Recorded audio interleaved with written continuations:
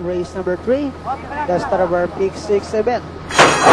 Racing gas is started. We have taken first to show quickness at the start, running by Fire Lady. Prince Carlo comes next. Amazing Pace, LC, Dream Maker, while Sweet na Sweet is the early trailer, passing by the judge stand for the first time. We have taken Amazing Pace in second. Fire Lady is down in third, moving upon a young side LC. In the middle portion comes Prince Carlo. Dream Maker is down on the inside, while Sweet na Sweet is still running at the tail of the field as they swing. Down the back, we have Amazing Pace.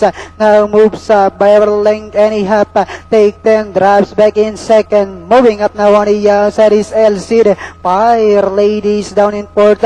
Then followed over by Dream Maker, Prince Carlo, while Sweet na Sweet is still racing in seventh. And on the far turn, we have Amazing Pace. Fire Ladies nicking at the inner rail. And on the outside comes LC. Take 10 comes next, Prince Carlo, Dream Maker, while Sweet na Sweet is still running at the tail of the field.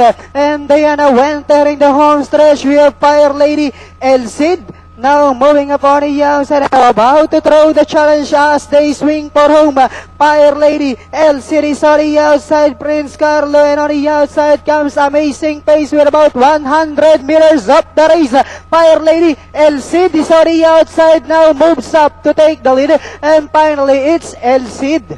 Fire Lady, Amazing Pace. Okay, 6-2-4 nga po, El Cid.